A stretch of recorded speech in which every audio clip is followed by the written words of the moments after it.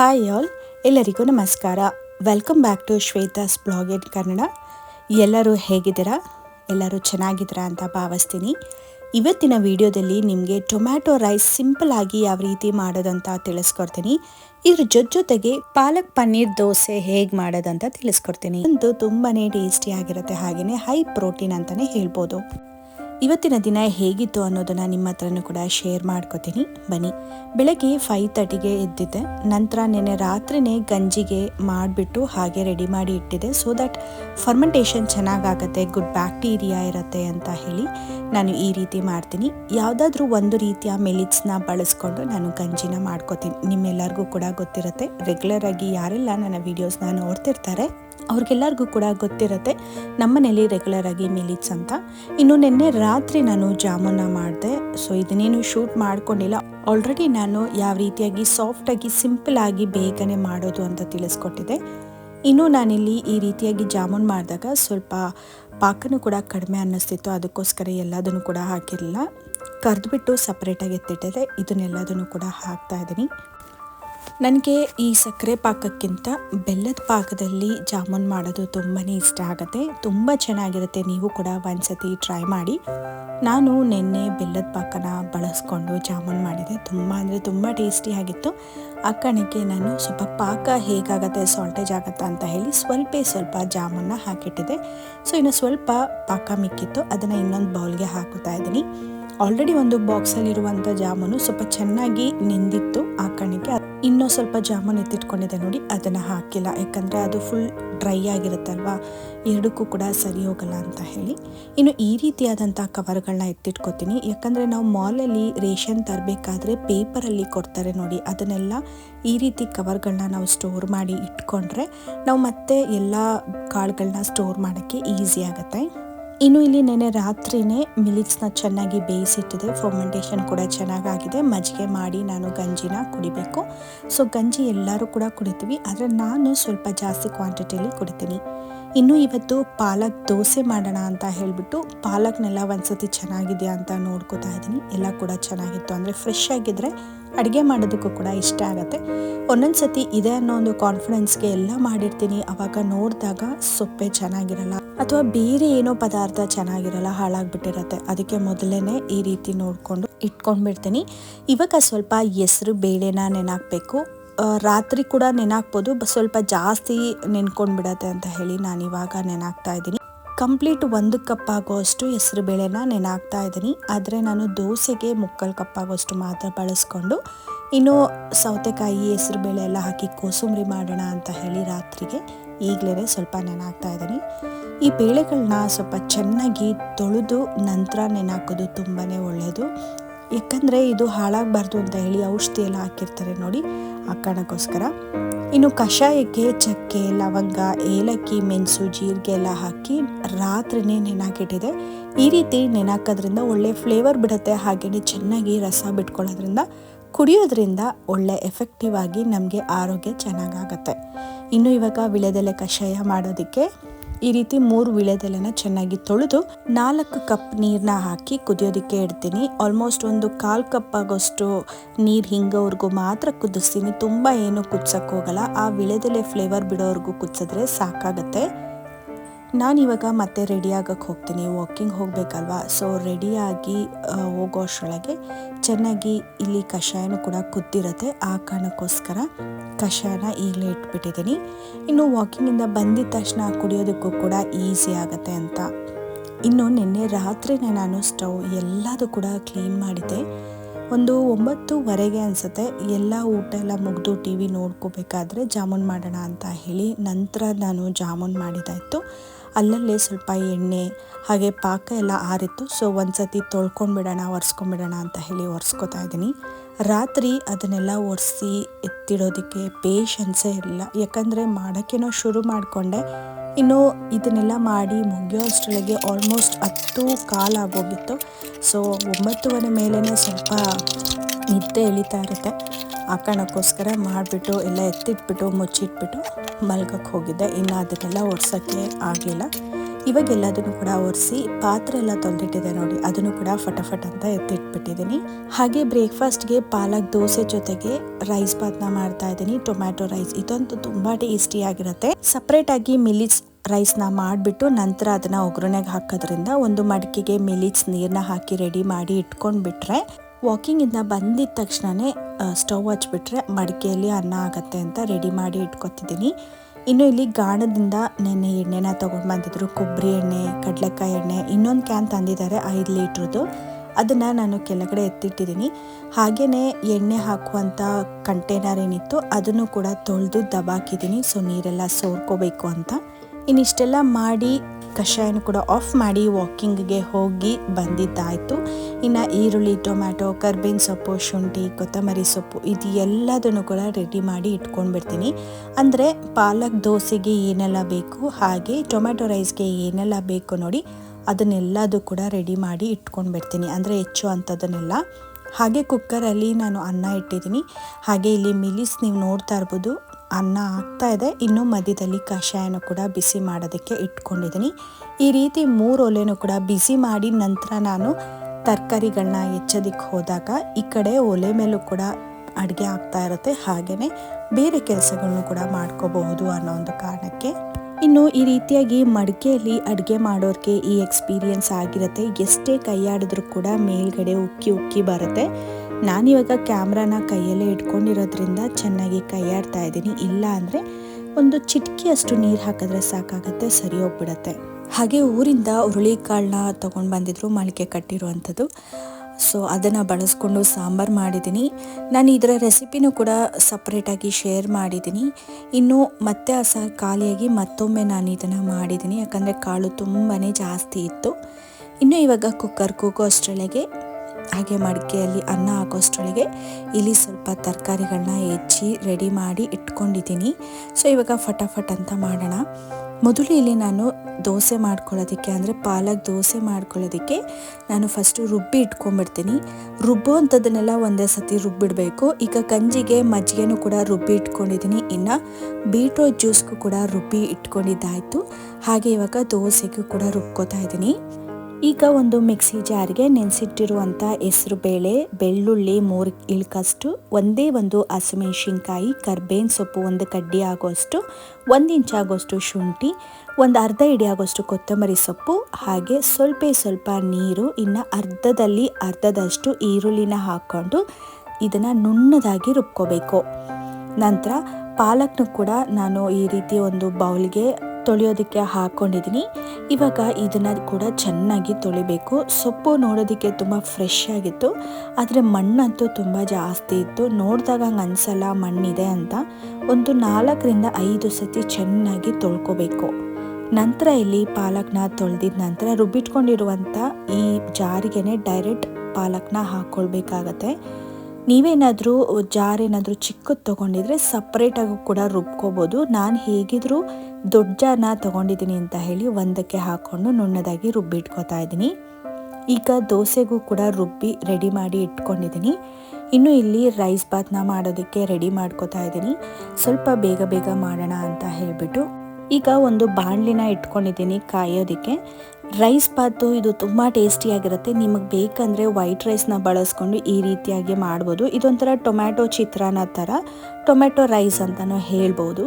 So ಇವಾಗ ನಾನು ಸ್ವಲ್ಪ ಅಂದರೆ ಖಾರಕ್ಕೆ ತಕ್ಕಂತೆ ಹಸಿಮೆಣಸಿನ್ಕಾಯಿನ ಹೆಚ್ಚಿಟ್ಕೊಂಡು ಇನ್ನು ಈರುಳ್ಳಿನೂ ಕೂಡ ಫಟಾಫಟ್ ಅಂತ ಹೆಚ್ಕೋತಾ ಇದ್ದೀನಿ. ಹಾಗೆಯೇ ಮಿಕ್ಸಿ ಜಾರಿಗೆ ಟೊಮ್ಯಾಟೊನ ಹಾಕ್ಕೊಂಡು ಸಣ್ಣದಾಗಿ ರುಬ್ಕೋಬೇಕು. ಇದೇ ಮೇನಾಗಿ ರುಚಿ ಕೊಡೋದು. ನಾನಿಲ್ಲಿ 3 ಟೊಮ್ಯಾಟೊನ ತಗೊಂಡಿದ್ದೀನಿ. ಅದರಲ್ಲಿ 2 ಟೊಮ್ಯಾಟೊನ ದೊಡ್ಡದಾಗಿ ಹೆಚ್ಚಿಬಿಟ್ಟು ಮೊದಲು ಮಿಕ್ಸಿ ಜಾರಿಗೆ ಹಾಕಿ ರುಬ್ಬಿಟ್ಕೊಂಡ್ಬಿಡ್ತೀನಿ. ಹಾಗೆ 1 ಟೊಮ್ಯಾಟೊನ ಒಗ್ಗರಣೆಗೆ ಹಾಕಿ ಬೇಯಿಸೋದಕ್ಕೂ ಕೂಡ ಈಸಿ ಆಗುತ್ತೆ ಅಂತ ಹೇಳಿ. ನಾವು ಎಷ್ಟು ಕ್ವಾಂಟಿಟಿ ಮಾಡ್ತೀವಿ ಅದ್ರ ತಕ್ಕಂತೆ ನೀವು ಮಾಡಬೇಕಾಗತ್ತೆ. ನಾನಿಲ್ಲಿ ಮಿಲಿಟ್ಸ್ನ ಬಳಸ್ಕೊತಾ ಇರೋದ್ರಿಂದ ಸ್ವಲ್ಪ ಗ್ರೇವಿ ಕಡಿಮೆ ಆದರೂ ಕೂಡ ಟೇಸ್ಟ್ ತುಂಬಾ ಚೆನ್ನಾಗಿರುತ್ತೆ. ಹಾಗೆಯೇ ನಾನು ಮಿಲಿಟ್ಸ್ನ ಮಾಡ್ತಾ ಇರೋದು ಬರೀ 3 ಜನಕ್ಕೆ ಮಾತ್ರ. ಸೊ ಒಂದೇ ಹೊತ್ತಿಗೆ ಹಾಕೋಣಕ್ಕೆ ಸ್ವಲ್ಪ ಕಡಿಮೆನೇ ಮಾಡ್ಕೊತಾ ಇದ್ದೀನಿ. ಇವಾಗ ಈರುಳ್ಳಿ, ಟೊಮ್ಯಾಟೊ ಎಲ್ಲದೂ ಕೂಡ ಹೆಚ್ಚಿದ ನಂತರ ಒಂದು ಬಾಣಲಿಗೆ 2 ಸ್ಪೂನ್ ಆಗೋಷ್ಟು ಎಣ್ಣೆ, ಸಾಸಿವೆ, ಜೀರಿಗೆ, 1 ಸ್ಪೂನ್ ಆಗೋಷ್ಟು ಕಡಲೆಬೇಳೆ, ಹಾಗೆಯೇ ಒಂದು 2-3 ಸ್ಪೂನ್ ಆಗೋಷ್ಟು ಕಡಲೆ ಬೀಜನ ಹಾಕ್ತಾ ಇದ್ದೀನಿ. ಅಲ್ಲಲ್ಲೇ ಕಡಲೆ ಬೀಜ ಸಿಕ್ಕರೆ ತುಂಬ ಟೇಸ್ಟಿಯಾಗಿರುತ್ತೆ. ಇನ್ನು 2 ಹಸಿಮೆಣಸಿನ್ಕಾಯಿನ ಸೀಳ್ಬಿಟ್ಟು ಹಾಕ್ಕೊಂಡಿದ್ದೀನಿ. ಹಾಗೆ 1-2 ಕಡ್ಡಿ ಆಗೋಷ್ಟು ಕರಿಬೇವಿನ ಸೊಪ್ಪು, 1 ದಪ್ಪನೆ ಸೈಜಿನ ಈರುಳ್ಳಿನ ಹಾಕ್ಕೊಂಡು ಚೆನ್ನಾಗಿ ಫ್ರೈ ಮಾಡ್ಕೊತಾ ಇದ್ದೀನಿ. ಈರುಳ್ಳಿ ಸ್ವಲ್ಪ ಚೆನ್ನಾಗಿ ಫ್ರೈ ಆಗಬೇಕು, ಅಲ್ಲಿವರೆಗೂ ಕೂಡ ಚೆನ್ನಾಗಿ ಫ್ರೈ ಮಾಡ್ಕೊಳ್ಳಿ. ಈಗ ಮತ್ತೆ ಒಂದೇ ಒಂದು ಮೀಡಿಯಮ್ ಸೈಜ್ ಟೊಮ್ಯಾಟೊ ಹೆಚ್ಚಿಟ್ಕೊಂಡಿದ್ದೆ ನೋಡಿ, ಅದನ್ನು ಕೂಡ ಹಾಕ್ಕೊಂಡು ಇವಾಗ ಫ್ರೈ ಮಾಡ್ಕೊತಾ ಇದ್ದೀನಿ. ಈರುಳ್ಳಿ ಟೊಮ್ಯಾಟೊ ಚೆನ್ನಾಗಿ ಬೇಯಬೇಕು, ಅಲ್ಲಿವರೆಗೂ ಕೂಡ ಒಗ್ಗರಣೆಲೇ ಬೇಯಿಸ್ಕೋಬೇಕಾಗತ್ತೆ. ಹಾಗೆ ಇವಾಗ ರುಚಿಗೆ ತಕ್ಕಷ್ಟು ಉಪ್ಪು ಹಾಕಿ ಕಲಿಸ್ಕೋಬೇಕು. ಉಪ್ಪನ್ನ ಹಾಕೋದ್ರಿಂದ ಸ್ವಲ್ಪ ಶಾಖ ಜಾಸ್ತಿ ಆಗುತ್ತೆ, ಹಾಗೆಯೇ ಟೊಮೆಟೊ ಬೇಗನೆ ಸಾಫ್ಟ್ ಆಗುತ್ತೆ ಅಂತ ಹೇಳಿ ಉಪ್ಪನ್ನ ಹಾಕೋತಾ ಇದ್ದೀನಿ. ಈಗ ಲಿಡ್ನ ಕ್ಲೋಸ್ ಮಾಡಿ ಚೆನ್ನಾಗಿ ಬೇಯಿಸ್ಕೋಬೇಕು.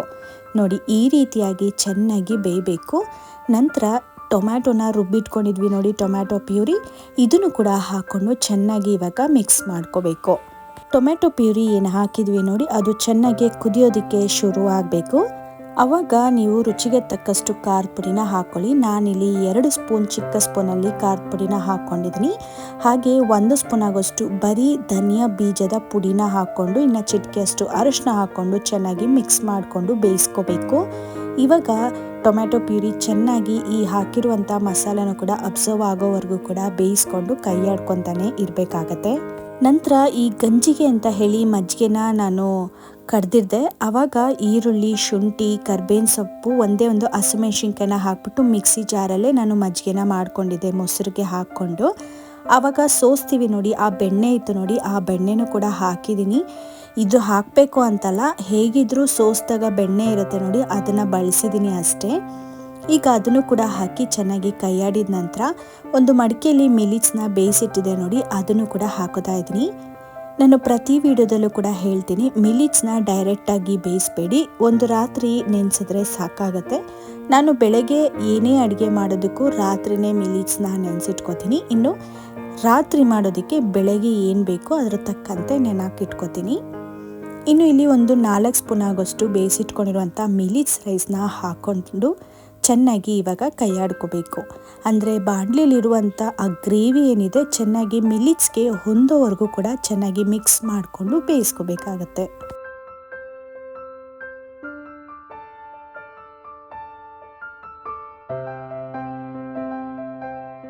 ಚೆನ್ನಾಗಿ ಮಿಕ್ಸ್ ಮಾಡಿದ ನಂತರ ಈ ರೀತಿಯಾಗಿ ಟೊಮ್ಯಾಟೊ ರೈಸ್ ಇರುತ್ತೆ. ಇದೇ ರೀತಿಯಾಗಿ ನೀವು ಸಪ್ರೇಟಾಗಿ ಅನ್ನ ಮಾಡಿಕೊಂಡು ಕೂಡ ಮಾಡ್ಕೋಬೋದು, ಅಥವಾ ಹಿಂದಿನ ದಿನದ ಅನ್ನ ಏನಾದರೂ ಮಿಕ್ಕಿದ್ರೂ ಕೂಡ ಒಗ್ಗರಣೆ ಹಾಕ್ತೀರ ನೋಡಿ, ಅದೇ ರೀತಿ ಟೊಮ್ಯಾಟೊ ಪ್ಯೂರಿ ಹಾಕಿ ಕೂಡ ಮಾಡ್ಕೋಬೋದು. ತುಂಬ ಅಂದರೆ ತುಂಬಾ ಟೇಸ್ಟಿಯಾಗಿರುತ್ತೆ. ಇವಾಗ ರೈಸ್ ಬಾತ್ ರೆಡಿ ಆಯಿತು. ಪಾಲಕ್ ದೋಸೆಗೆ ಹಿಟ್ಟು ಕೂಡ ರೆಡಿಯಾಗಿದೆ. ಮಿಕ್ಸಿ ಜಾರಲ್ಲಿ ರುಬ್ಬಿ ಹಾಗೆ ಮಿಕ್ಸಿ ಜಾರಲ್ಲೇ ಇಟ್ಟಿದೆ. ಸೊ ಇವಾಗ ಒಂದು ಬೌಲ್ಗೆ ಟ್ರಾನ್ಸ್ಫರ್ ಮಾಡ್ಕೊಳ್ಳೋಣ. ಮೊದಲು ಒಂದು ಬೌಲ್ಗೆ ಈ ರುಬ್ಬಿರುವಂಥ ಹಿಟ್ಟನ್ನ ಹಾಕ್ಕೊಂಡು ಸ್ವಲ್ಪ ನೀರನ್ನ ಮಿಕ್ಸಿ ಜಾರಿಗೆ ಹಾಕ್ಕೊಂಡು ಆ ನೀರನ್ನು ಕೂಡ ಹಾಕ್ಕೊಂಡು ಚೆನ್ನಾಗಿ ಮಿಕ್ಸ್ ಮಾಡ್ಕೊಳ್ಳಿ. ಕನ್ಸಿಸ್ಟೆನ್ಸಿ ಸೇಮ್ ನೀವು ದೋಸೆ ಹಿಟ್ಟು ಯಾವ ರೀತಿಯಾಗಿ ಎಷ್ಟು ತೆಳುವಾಗಿ ಮಾಡ್ಕೊತೀರಾ ನೋಡಿ, ಅದೇ ರೀತಿಯಾಗಿ ಕನ್ಸಿಸ್ಟೆನ್ಸಿ ಇದ್ದರೆ ಸಾಕಾಗತ್ತೆ. ಇವಾಗ ಇದಕ್ಕೆ ರುಚಿಗೆ ತಕ್ಕಷ್ಟು ಉಪ್ಪನ್ನ ಹಾಕ್ಕೊಂಡು ಚೆನ್ನಾಗಿ ಮಿಕ್ಸ್ ಮಾಡ್ಕೊಳ್ಳಿ. ನಿಮಗೇನಾದರೂ ಡಿಫ್ರೆಂಟ್ ಫ್ಲೇವರ್ ಬೇಕು ಅಂದರೆ ಜೀರಿಗೆ ಪುಡಿನೂ ಕೂಡ ಹಾಕ್ಕೋಬೋದು. ನಾನಿಲ್ಲಿ ಯಾವುದೇ ಥರ ಬೇರೆ ಪೌಡರ್ನ ಹಾಕ್ಕೊಂಡಿಲ್ಲ. ಹಾಗೆಯೇ ನಿಮಗೆ ಯಾವುದೇ ಥರ ಸ್ಮೆಲ್ ಬರಲ್ಲ, ಬೇರೆ ಥರ ಫ್ರೇಗ್ರೆನ್ಸು ಕೂಡ ಬರೋದಿಲ್ಲ. ಪಾಲಕ್ ಸೊಪ್ಪಿನ ಫ್ರೇಗ್ರೆನ್ಸು ಕೂಡ ಬರೋದಿಲ್ಲ, ಹೆಸರುಬೇಳೆ ಫ್ರೇಗ್ರೆನ್ಸು ಕೂಡ ಬರೋದಿಲ್ಲ. ಸೊ ಯಾವುದೇ ಥರ ಫ್ರೇಗ್ರೆನ್ಸ್ ಇಲ್ಲದೆ ನಾರ್ಮಲ್ ದೋಸೆಗೆ ಯಾವ ರೀತಿಯಾಗಿ ಫ್ರೇಗ್ರೆನ್ಸ್ ಇರೋದಿಲ್ಲ ನೋಡಿ, ಅದೇ ರೀತಿಯಾಗಿರುತ್ತೆ. ಏನಂದರೆ ಕಲರ್ ಮಾತ್ರ ಸ್ವಲ್ಪ ಗ್ರೀನ್ ಕಲರ್ ಇರುತ್ತೆ ಅಷ್ಟೇ. ಇವಾಗ ನಾನಿಲ್ಲಿ ದೋಸೆನ ಬಿಟ್ಕೋತಾ ಇದ್ದೀನಿ. ತವಕ್ಕೆ ಮೊದಲು ಈರುಳ್ಳಿ ಅಥವಾ ಈ ಕಾಯಿ ಗುಂಜಿರುತ್ತೆ ನೋಡಿ, ಅದನ್ನು ಬಳಸ್ಕೊಂಡು ಎಣ್ಣೆನ ಸರುಕೊಳ್ಳಿ. ಆವಾಗ ದೋಸೆ ತುಂಬ ಅಂದರೆ ತುಂಬ ಚೆನ್ನಾಗಿ ಬರುತ್ತೆ. ಎಣ್ಣೆನ ಸರ್ವಿದ ನಂತರ ನಾನು ಈ ರೀತಿ ನಾರ್ಮಲ್ ದೋಸೆ ಬಿಡ್ತಾರೆ ನೋಡಿ, ಅದೇ ಥರನೇ ದೋಸೆನ ಬಿಟ್ಕೊಂಡು ಇನ್ನು ಸಣ್ಣದಾಗಿ ಹೆಚ್ಚಿಟ್ಕೊಂಡಿರುವಂಥ ಕರ್ಬೇವಿನ ಸೊಪ್ಪು, ಸಣ್ಣದಾಗಿ ಹೆಚ್ಚಿಟ್ಕೊಂಡಿರುವಂಥ ಈರುಳ್ಳಿ, ಹಾಗೆ ಪನ್ನೀರ್ನ ನಾನು ಮನೆಯಲ್ಲೇ ಮಾಡಿ ಇಟ್ಕೊಂಡಿದ್ದೆ. ಸ್ವಲ್ಪ ಇತ್ತು, ಹಾಗೆಯೇ ಶೇಪ್ಲೆಸ್ ಆಗಿತ್ತು. ಸೊ ಅದಕ್ಕೆ ನಾನು ಏನು ತೋರ್ಸಕ್ಕೆ ಹೋಗಿರಲಿಲ್ಲ.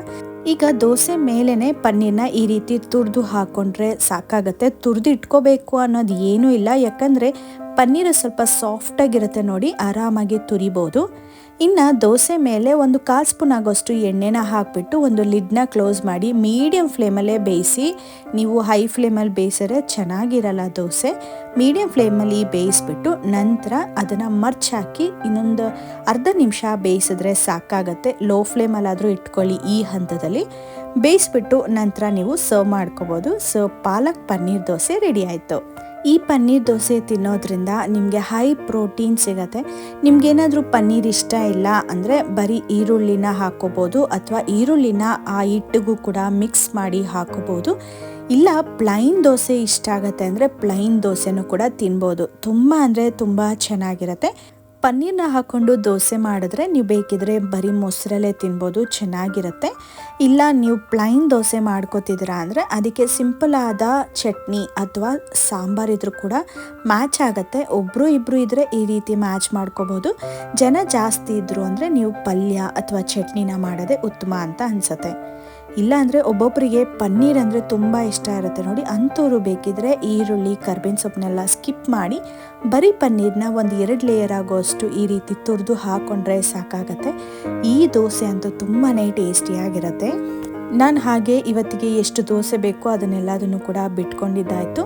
ನಂತರ ನಾನು ಆಫೀಸ್ಗೆ ರೆಡಿಯಾಗಿ ಮತ್ತು ಇವಾಗ ತಿಂಡಿ ಮಾಡೋದಕ್ಕೆ ಬಂದಿದ್ದೀನಿ.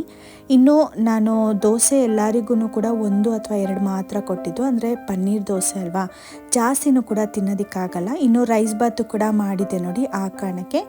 ಇನ್ನು ಸಾಯಂಕಾಲ ಪ್ಲೈನ್ ದೋಸೆನ ಬಿಟ್ಕೊಂಡು ಅದಕ್ಕೆ ಸ್ವಲ್ಪ ಚಟ್ನಿ ಮಾಡೋಣ ಅಂತ ಅಂದ್ಕೊಂಡಿದ್ದೀನಿ. ಇನ್ನು ಸಾಯಂಕಾಲ ನಾನು ದೋಸೆ ಬಿಡಬೇಕಾದ್ರೆ ಸ್ವಲ್ಪ ನೆಂದಿರೋ ಕಾರಣಕ್ಕೆ ಕಿತ್ತೋಗೋಂಥ ಚಾನ್ಸಸ್ಸು ಇರುತ್ತೆ.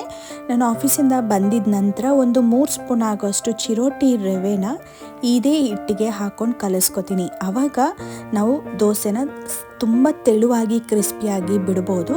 ಯಾವಾಗಲೂ ಅಷ್ಟೇ, ಯಾವುದೇ ಥರ ದೋಸೆ ಹಿಟ್ಟನ್ನು ನಾವು ಜಾಸ್ತಿ ಹೊತ್ತು ನೆನೆಸಿದ್ರೆ ದೋಸೆ ಬರಲ್ಲ ಅಂದರೆ ನೀವು ಬೇಕಿದ್ರೆ ಒಂದು 2 ಸ್ಪೂನ್ ಆಗೋಷ್ಟು ಚಿರೋಟಿ ರವೆನ ಹಾಕಿ ಚೆನ್ನಾಗಿ ಕಲಿಸ್ಬಿಟ್ಟು ದೋಸೆನ ಬಿಟ್ಟರೆ ತುಂಬ ಕ್ರಿಸ್ಪಿಯಾಗಿ ಬರುತ್ತೆ. ದೋಸೆ ಬರ್ತಾ ಇಲ್ಲ, ಚೆನ್ನಾಗಿ ನೆಂದ್ಬಿಟ್ಟಿದೆ ಅಂತ ಹೇಳಿ ಹಿಟ್ಟನ್ನು ಯಾವುದೇ ಕಾರಣಕ್ಕೂ ಚೆಲ್ಲಕ್ಕೆ ಹೋಗಬೇಡಿ. ಯಾಕಂದರೆ ನಾವು 2-3 ಜನ ಇರೋದ್ರಿಂದ ಯಾವುದೇ ಥರ ಅಡುಗೆ ಮಾಡಿದಾಗ ಸ್ವಲ್ಪ ಜಾಸ್ತಿ ಆಯಿತು ಅಂದರೆ ಅದು ಸಹಜ ಮಿಕ್ಕೊಳ್ಳೋದು. ಆದರೆ ಅದನ್ನು ಆಲ್ಟರ್ನೇಟಾಗಿ ಯಾವ ರೀತಿ ಯೂಸ್ ಮಾಡೋದು ಅನ್ನೋದು ಕೂಡ ನಾವು ಕಲ್ತ್ಕೋಬೇಕಾಗತ್ತೆ. ನಾನು ಇವಾಗ ಪನ್ನೀರ್ ದೋಸೆ ಎಲ್ಲ ಬಿಟ್ಕೊಂಡಿದ್ದಾಯಿತು. ಈಗ ನನ್ನ ಹಸ್ಬೆಂಡ್ಗೂ ಕೂಡ ಊಟನ ಬಳಸ್ಕೊಡ್ತಾ ಇದ್ದೀನಿ. ನನಗೂ ಕೂಡ ಆಫೀಸ್ಗೆ ಟೈಮ್ ಆಗಿದೆ. ಸೊ ಆಫೀಸ್ಗೆ ಹೊರಡುವಂಥ ಸಮಯ. ನನ್ನ ಹಸ್ಬೆಂಡ್ಗೆ ಈ ರೀತಿಯಾಗಿ ಎಲ್ಲದನ್ನು ಕೂಡ ರೆಡಿ ಮಾಡಿ ಕೊಟ್ಟರೆ ಒಂದು ನೀಟಾಗಿ ಕುತ್ಕೊಂಡು ತಿಂತಾರೆ. ಪದೇ ಪದೇ ಹಾಕೋಕ್ಕೋದ್ರೆ ಸಾಕು ಅಂತ ಹೇಳ್ತಾರೆ. ಆ ಕಾರಣಕ್ಕೆ ಅವ್ರಿಗೂ ಕೂಡ ಇವಾಗ ತಿಂಡಿನ ರೆಡಿ ಮಾಡಿ ಇಡ್ತಾಯಿದ್ದೀನಿ. ಈ ದೋಸೆಗೆ ಬೆಸ್ಟ್ ಕಾಂಬಿನೇಷನ್ ಅಂದರೆ ಮಸಾಲ ಮೊಸರು ಅಥವಾ ಬರೀ ಮೊಸರು. ಮಸಾಲ ಮೊಸರು ಅಂದರೆ ಮೊಸರಿಗೆ ಚಿಟಿಕೆಯಷ್ಟು ಖಾರದ ಪುಡಿ, ಜೀರಿಗೆ ಪುಡಿ, ಮೆಣಸಿನ ಪುಡಿ ಹಾಕಿದ್ರೆ ಸಾಕಾಗತ್ತೆ. ಆ್ಯಂಡ್ ತುಂಬ ಅಂದರೆ ತುಂಬಾ ಟೇಸ್ಟಿಯಾಗಿ ಬಂದಿತ್ತು ಈ ಪಾಲಕ್ ಪನ್ನೀರ್ ದೋಸೆ. ನೀವು ಕೂಡ ಒಂದ್ಸತಿ ಟ್ರೈ ಮಾಡಿ ಕಮೆಂಟ್ ಹಾಕಿ. ಹಾಗೆ ಈ ವಿಡಿಯೋ ಇಷ್ಟ ಆಯ್ತನ ದಯವಿಟ್ಟು ಒಂದು ಲೈಕ್ನ ಕೊಡಿ. ಸಬ್ಸ್ಕ್ರೈಬ್ ಆಗಿಲ್ಲ ಅಂದರೆ ಸಬ್ಸ್ಕ್ರೈಬ್ ಆಗಿ. ನೆಕ್ಸ್ಟ್ ವಿಡಿಯೋದಲ್ಲಿ ಡಿಫ್ರೆಂಟ್ ಆದ ರೆಸಿಪಿ ಜೊತೆಗೆ ಸಿಗ್ತೀನಿ. ಅಲ್ಲಿವರೆಗೂ ಟೇಕ್ ಕೇರ್, ಬಾಯ್.